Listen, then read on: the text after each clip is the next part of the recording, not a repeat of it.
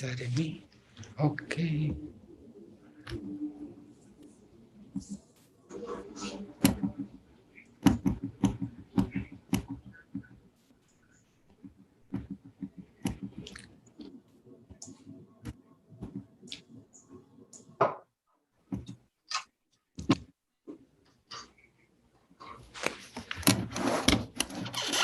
Ah.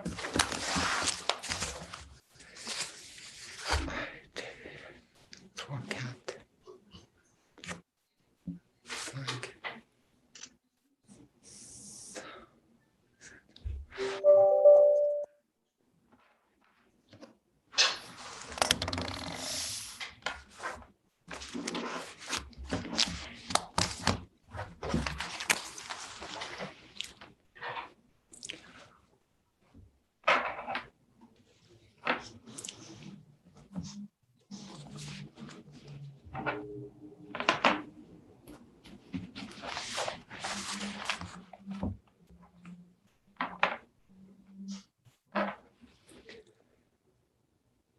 (6:30), Worship. Okay, thank you.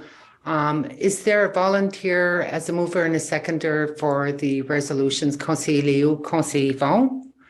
So I want to say welcome to each and every one of you to our council meeting for this evening. Bienvenue à notre réunion de conseil ce soir. Are there any declaration of pecuniary interest? Aucune déclaration d'intérêt pécuniaire? None? It is moved by Councillor Madette and seconded by Councillor Duhaime. Be it resolved that the agenda for the meeting of council held on April the 20th, 2021 be adopted as presented. Any objections? None? Carried. Adopté. On procède avec la première item à l'ordre du jour with the first item, the delegation and petition, délégation et pétition. It's a great pleasure this evening to have amongst us a guest, Liam Collin, the executive manager for the North Bay Humane Society. Welcome to our council meeting, and we look forward to your presentation. And after the presentation, I'll open up the floor to see if there's any members of council that have any comments or any questions.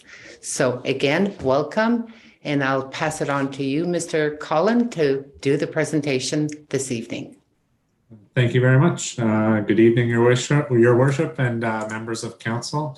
I'm very happy to be here and to make my presentation. Can everybody see my screen? Full screen? Yes. Yeah. All right. I'll just go into full screen mode there. So I'm just going to talk a bit about the relationship between the North Bay and District Humane Society and the municipality of West Nipissing, about the services that we provide and a bit of a history about the Humane Society, and yeah, answer any questions that anybody has. So this opening slide, this is just one of our staff members and one of the dogs that we brought into our facility last year during COVID. So we were still a busy organization, even though everything was shut down. We were certainly busier than ever, probably, in terms of the number of calls we received from the members of the public and donations that we received as well. And yeah, so just a bit about us. So we were founded in 1954, and we are Northern Ontario's largest animal welfare organization. So a lot of people don't understand specifically like the amount of work that we do here. Not only in North Bay, but also surrounding communities. So we do have contracts with the City of North Bay, West Nipissing, East Ferris, Bonfield, as well as Nipissing First Nation. And we provide a number of different programs, not just adoptions and spay neuter, and I'll get into some of those.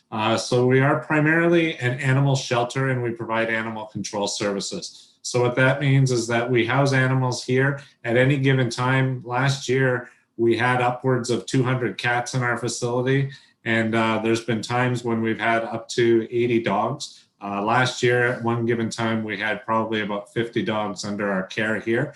And we have a wonderful staff that makes sure that everybody is cared for and fed and then find their forever homes. In terms of animal control services, so as I mentioned, we provide animal control services here in North Bay and in surrounding communities. One of the primary things that we do is we provide pet adoptions. So through our pet adoptions program, animals that are brought into our care, we first attempt to find the owners.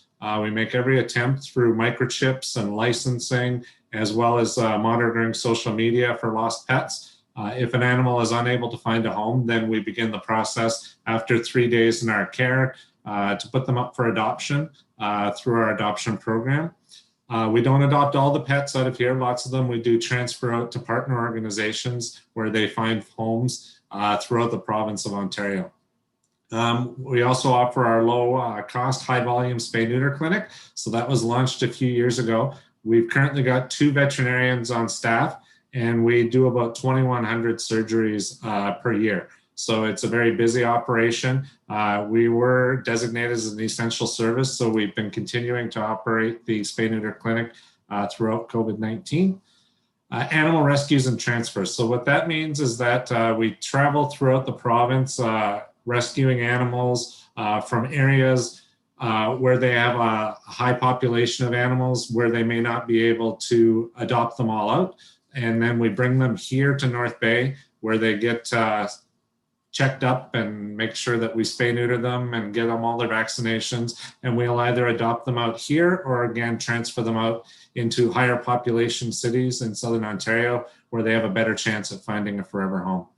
Our Fostering Links program is one that we launched in 2018, and that's specifically providing veterinary care to at-risk populations. So we work with women's shelters, we work with mental health organizations. So people who have pets who may not be able to afford full veterinary care, we'll offer to them at a discounted rate through our organization to make sure that we're keeping pet families together.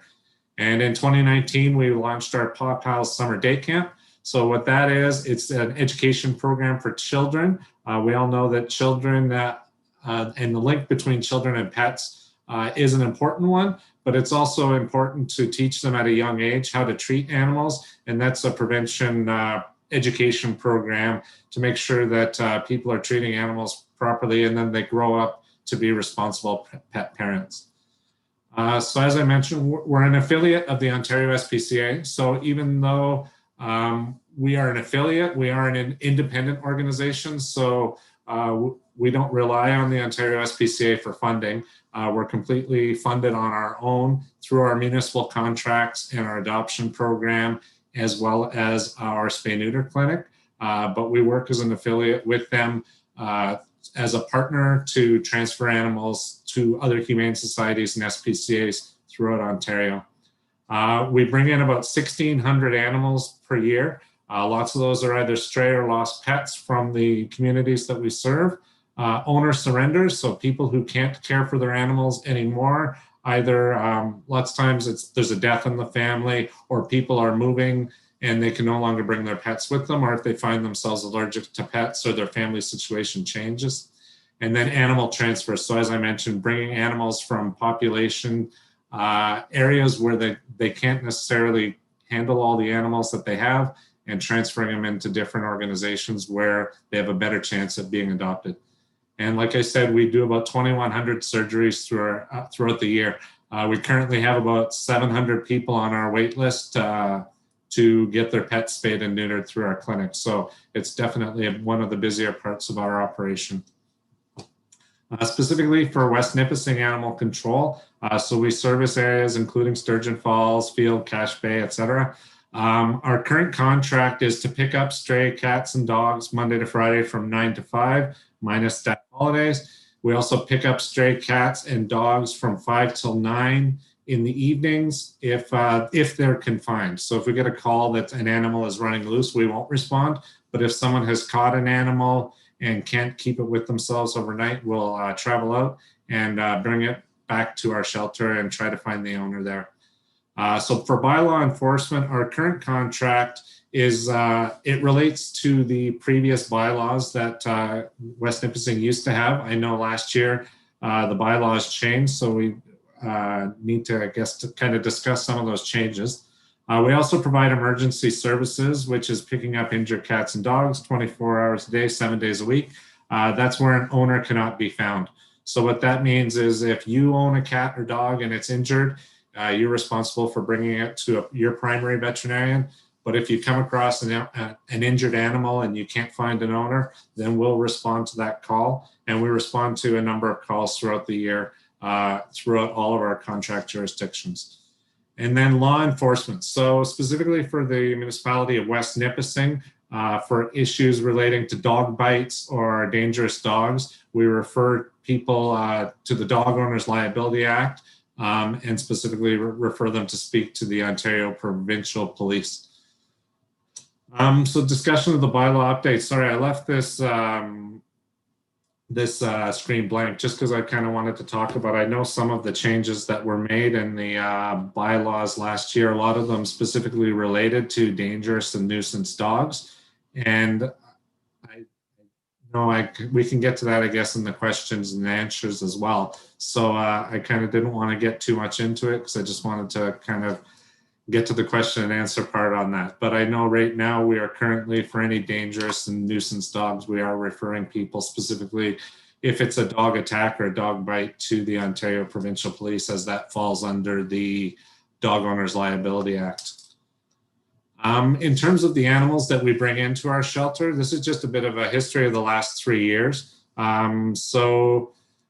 This slide specifically, the numbers look a bit skewed, but only because I'm not including animal transfers. This is only animals that were brought into our shelter through stray and lost pets. So in 2018, the larger number there, that's for the city of North Bay.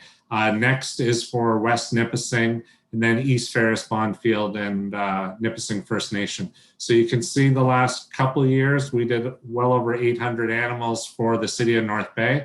Last year, due to COVID, we did see a decrease in animals that were brought in from the city of North Bay. So we previously brought in 899 from North Bay. Last year, only 554. However, for the municipality of West Nipissing, we actually saw an increase in the number of animals that were brought in last year. Even though everything was shut down, the number of calls that we received about lost and stray pets from West Nipissing actually went up last year, from 137 the previous year to 148 last year.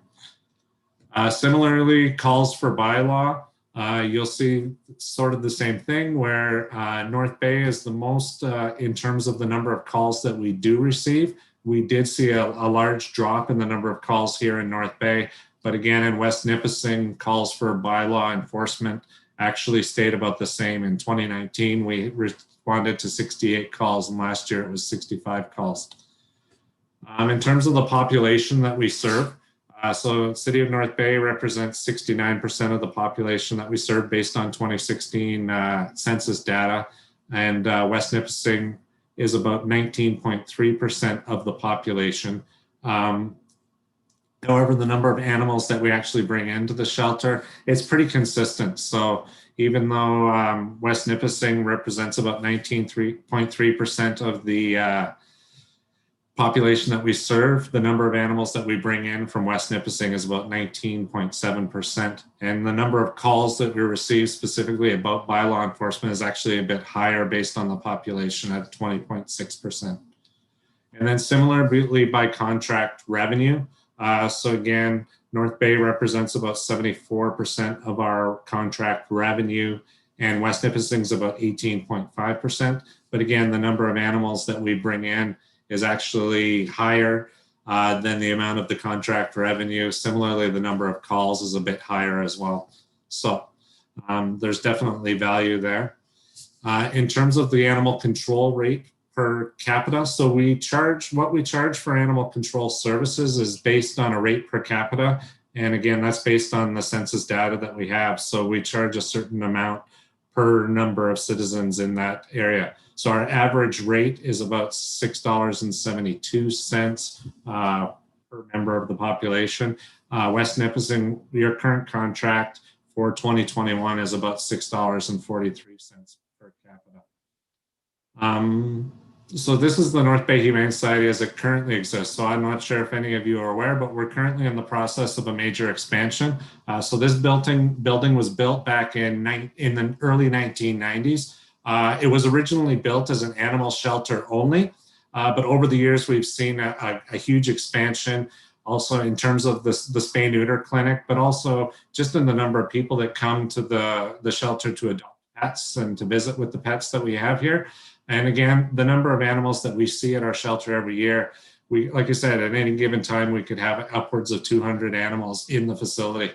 So it really required us to look at what we're doing and to expand. So we're currently in the process of, in 2016, we purchased the property next door to us. And we're hoping right now, we're in the midst of a capital campaign to raise enough money to build a new adoption center. So that'll be specifically for adoptable animals only. So the existing building will still continue to operate as a shelter and as the animal hospital, but all adoptions will be facilitated out of our new building. So we're looking at it as being like a hub of the north for Northern Ontario, where all animals will kind of filter through North Bay and be adopted out either here or through Southern Ontario. So the new building, as it's going to look, we're going to be adding 12 new dog kennels, 5 new cat and kitten rooms. We're having a dedicated education space where we'll be able to run our summer camp as well as other camp programs. And there's also going to be specific spaces where people can meet their new pets. So we're really excited about this program. It's going to be our Homeward Bound program. It's about a $1.5 million project. We're currently well on our way to building the project, and we're quite excited to get it done. So that's pretty much it for the formal presentation. If anybody has any questions, I'd be happy to answer. Okay, thank you so much. I'm just going to open the floor and find out who has any comments or questions. Conseiller Leo. Thank you, Madam Mayor. Thank you, Liam, for your presentation. How many employees does you employ? So we currently have about 16 employees. So we have 3 animal control officers on staff. We have 3 people who work in our clinic, including our 2 veterinarians and our veterinary assistant, as well as a number of animal care staff as well. So, and we are as well, I'll say, one of the largest volunteer organizations in the area, as well, just in terms of the number of people that come in. There's a lot of work that goes into the work that we do here, from cleaning the animals, doing laundry every day, lots of dishes every single day. So we have lots of volunteers, even though, and it's much more stressful right now only because we're not welcoming volunteers into the building due to COVID restrictions. So it's a lot more taxing on the staff here, but we're looking forward to welcoming volunteers back to the building. Well, thank you very much and keep up the good work. Thank you. Thank you. Conseiller Dan, Conseiller Chris. Thank you. Your presentation was very good and very informative. In as much as that I've had the chance to go down, I know my mother-in-law bought one of your cats a couple of years ago, and we were very well served. One of the issues that I've come across is that people call and ask, well, I've got this raccoon in the backyard, and I called the Humane Society, and they refused to come out. I think what's happened is a lot of people are not aware. Well, they're aware, but I guess maybe they don't like the message. You're specifically for dogs and cats. Yeah, and so specifically dogs and cats, yeah. So the thing is that what happens is that, but I know that you've loaned cages, right?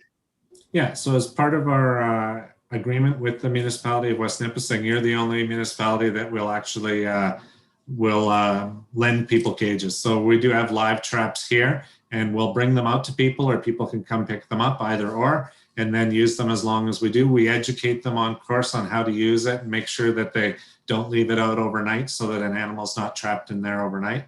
But callers, I take issue, I guess, a bit with the word refuse, because we don't refuse to come out. We always make every effort to direct people. Like, we've got an information sheet here that has like a list of all the people that people call. We always, for wildlife specific, tell people to call the Ministry of Natural Resources. If it's an injured animal, we also have a list of rescues from the area that people can work with. So it's not necessarily a refusal, but we do try to educate people the best that we can about the services that are available, because we're unable to help. Thank you, and keep up the good work. Thank you very much. Councillor Chris? Yes, thank you very much. It was a couple questions. You mentioned you guys don't get any government funding at all. Is that correct? I'll just ask all my questions.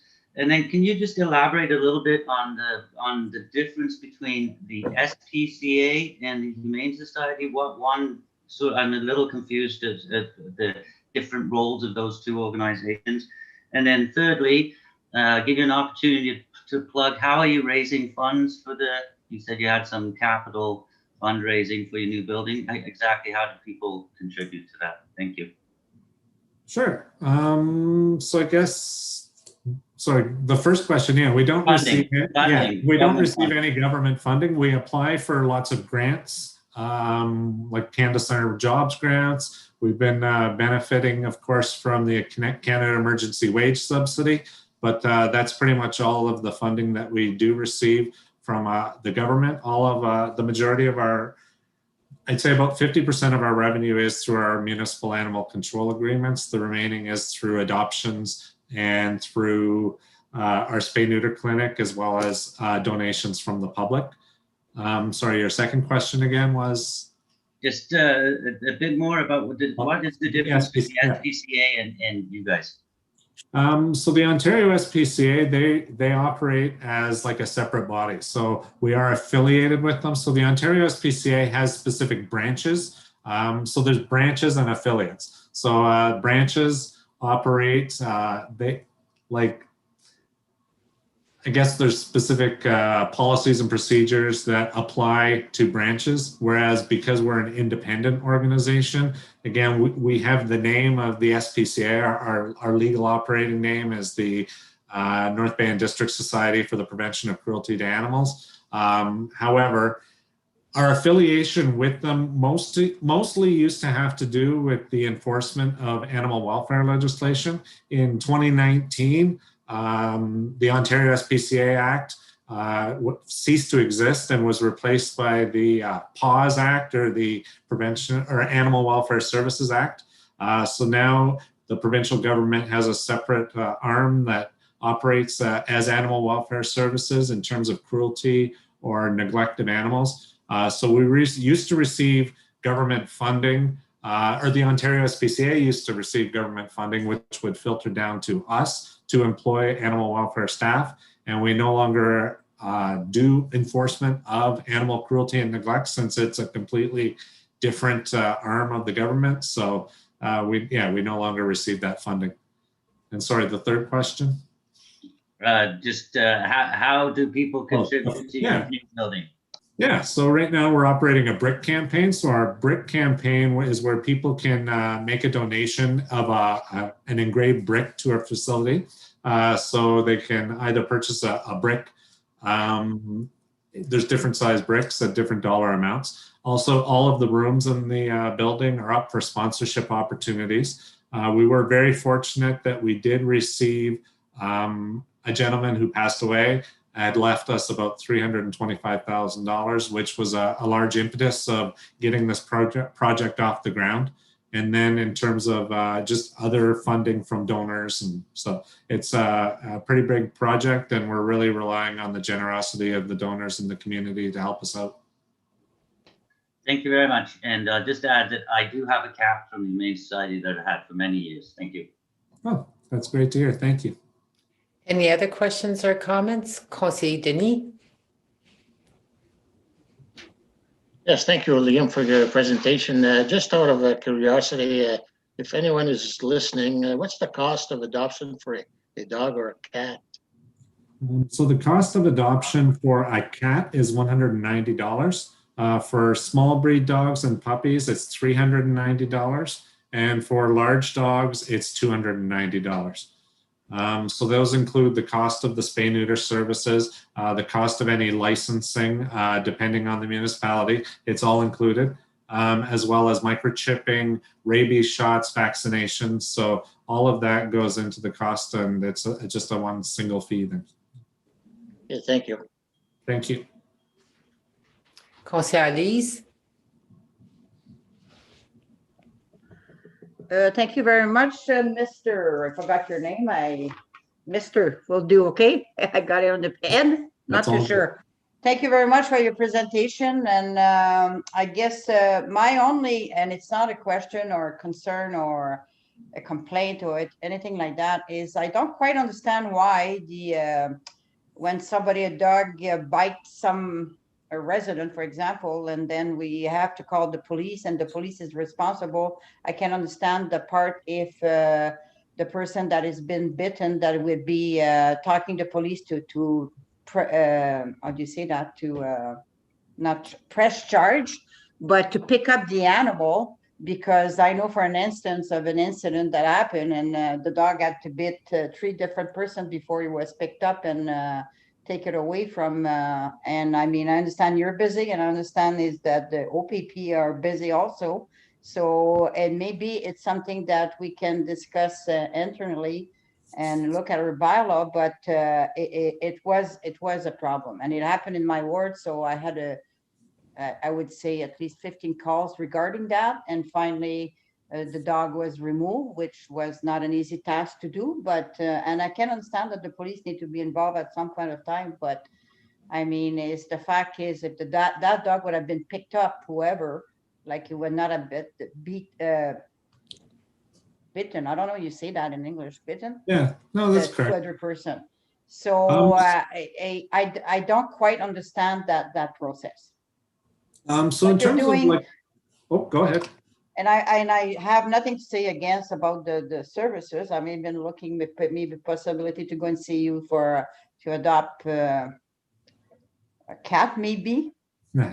Thinking about that, been thinking about that for a while. But I mean, like I said, I'm curious about that. And I know there's a confusion. I also received call about raccoon, and Councillor Dan mentioned it. And I understand that perfectly, like your dog and cat. I mean, and if you're helping out, that's great. But I mean, and this is sad that nobody can help those people, because they can do a lot of damage in a yard. Yeah, no, and I understand that perfectly. So as our animal control services, like it's our responsibility to go after dogs at large, or like, so the agreement specifically is that we regulate running at large of dogs, and licensing and regulating registration of dogs. For assistance in terms of dog bites, again, that falls under, we find the Dog Owners Liability Act, which is provincial legislation. So for that, we do direct people to call the OPP, and I know that's kind of a point of contention, but it is a law enforcement issue and not necessarily a humane society issue.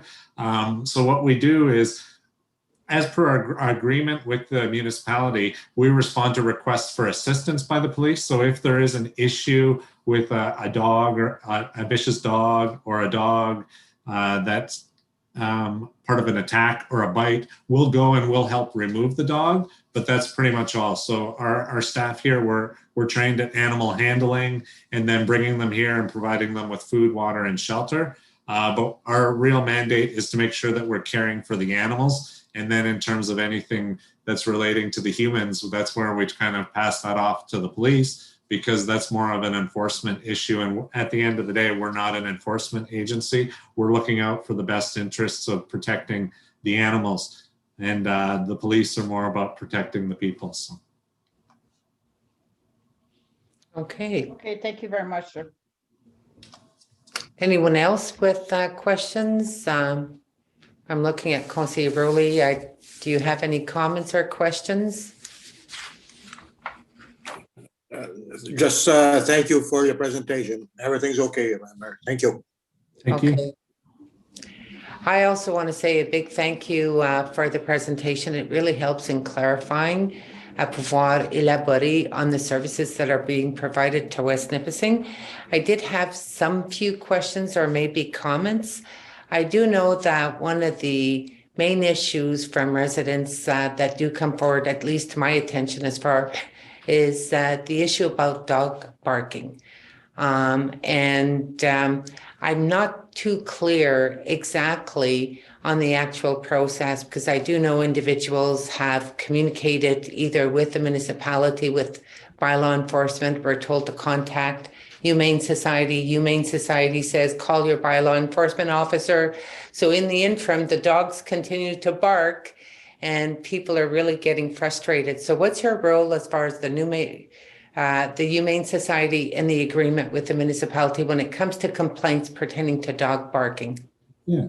So our agreement with the municipality, I know it expires this year, and I know that everything that in there, it applies to the previous bylaws. And I was looking through the bylaws, the previous bylaws anyways, and there was no mention of dog barking. I know in terms of the noise complaints that that's under the new bylaw that was introduced last November. So specifically, like in terms of dog barking, I know in all of the municipalities and that we do serve, we typically will refer that to the local police since it's a noise complaint and not necessarily like animal welfare related. So again, how we kind of make sure that we're caring for the animals and making sure that the animals are provided for, that when it's more of a human complaint, that's when we more or less refer it to police authorities. Okay. And if I understood correctly, if there's a dog at large, Yep. You will respond only if the animal has been caught? Only in the evenings. So between Monday to Friday from 9 to 5, if there's an animal at large and we have an animal, we do have animal control staff on site, then we respond to animal at large calls. From 5 to 9, that falls under emergency services. So we'll respond if an animal is confined. If it's an absolute emergency, we will attend to the scene. So lots of times it's a matter of just talking to the caller and asking them if they wouldn't mind holding it overnight, and that, or not, we'll respond if it is, sorry. And if it's not, then yeah, we just ask them if they can try to catch it. And if they can try to catch it, then we'll attend. So, because lots of times, just because of the distance between North Bay and West Nipissing, lots of times by the time we do get there, the animal's either no longer there or it's run off or the owners come forward. So that's why after hours emergency services applies for that situation. Okay.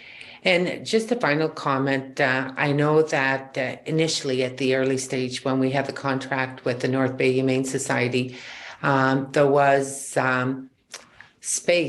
office space that was provided here at Town Hall, and we would physically see a pickup with the logo of the North Bay Humane Society circulate, in West Nipissing. Does that still occur as far as having some physical presence within the boundaries of West Nipissing, even though you're not responding to a call, to be physically present? And if there's, if we want people to be friendly pet parents, or if there's anything abnormal, it helps in alleviating that issue when they see a physical presence. Yeah. So we have 3 vehicles in our fleet. And like I said, we have 3 animal control officers that are here all the time. And part of their mandate or part of their job responsibilities are doing patrols. So we're constantly driving around all of the areas that we serve. And again, interacting with the public and making sure we're answering questions and being available. So that is part of our mandate here. And it's something that we do try to do as much as possible. Okay. And, I see that we have our Director of Corporate Services that has, Alyssa, did you want to add any information or? I just wanted to clarify the barking dogs comment there, because if people have been sort of bounced around. So certainly I'll talk to our frontline staff to make sure they're clear, but barking dogs do come to us in our bylaw. Department will take care of barking dogs. It's not a police call. It's certainly not a Humane Society call. So absolutely, barking dogs should be referred to the municipality, and our staff at the front take those calls and we dispatch those calls. They are difficult calls to track down and deal with sometimes, but absolutely we deal with them here. Okay, thank you for the clarification. That really helps. And on a final note, you made reference that you have a list because you never refuse service, but you direct people on queries. Would it be possible that we can have that information can be shared with our municipality and that we can work and in partnership and maybe disseminating and sharing this information to the public. So this way they know exactly what the protocol are. Who do you call for this circumstance? Where do you call for this? When does the North Bay Humane Society get involved? What are the hours of services, and so on and so on. I think it would be great that we could share it with the public for education. Yeah, that's a great idea. And I'll make sure that we do that first thing. Okay, well, I one see more that question. there's one more counselor, I think, that haven't spoken on the subject matter of the presentation. I'll pass it on to Conseil Yvon. Thank you, Madame Mayoress. Thank you, Mr. Cullen, for your presentation.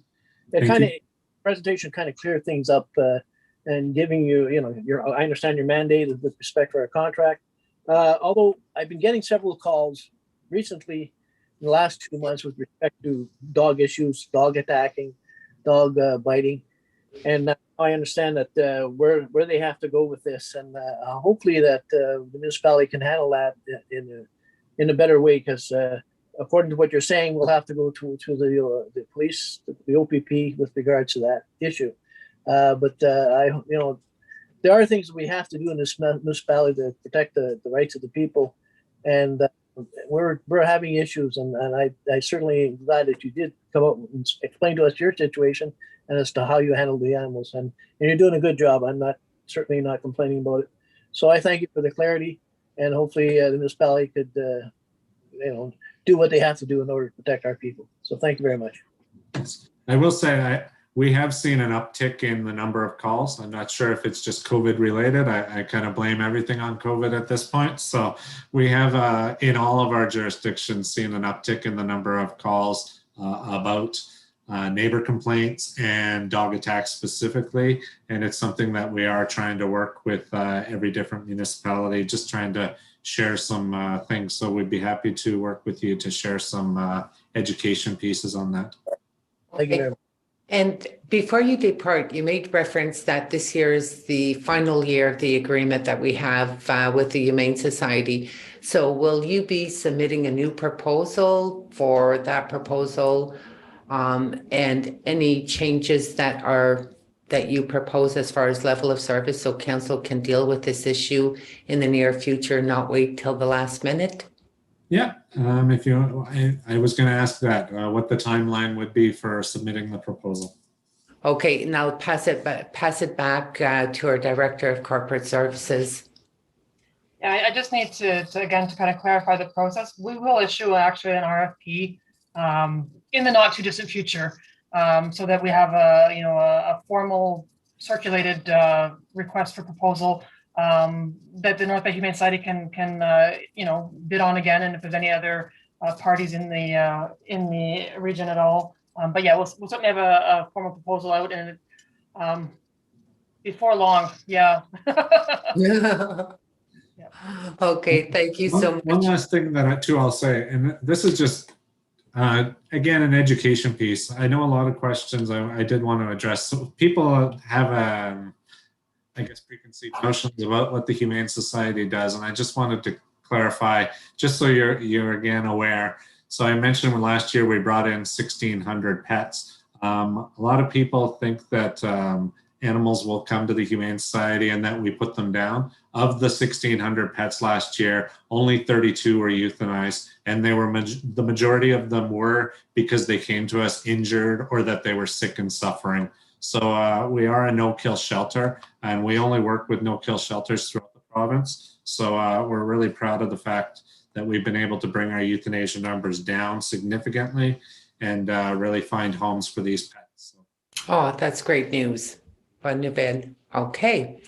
Well, on that note, again, thank you. And it really clarified a lot of issues for members of council, and greatly appreciate it. And we'll look forward to the information that we can share with our constituents on the process of who to contact, when to contact. All right, sounds good. Thank you very much for having me. I appreciate it. Okay, thank you. Have a great evening. Thank you so much. Okay, we need to proceed in closed meeting at réunion à huis clos. to discuss a proposed pending acquisition of disposition of land. I would require a volunteer as a mover and a seconder to be able to adopt the resolution to proceed in close to discuss that subject matter. Councillor Chris, Councillor Yvonne.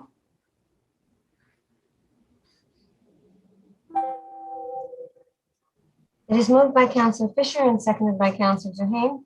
Be it resolved that we proceed into closed meeting as authorized in section 239(2) of the Municipal Act to discuss the following: a proposed or pending acquisition or disposition of land by the municipality or local board, for litigation or potential litigation, including matters before administrative tribunals affecting the municipality or local board regarding the sale of land on the west side of Villeneuve Court. And if you just give me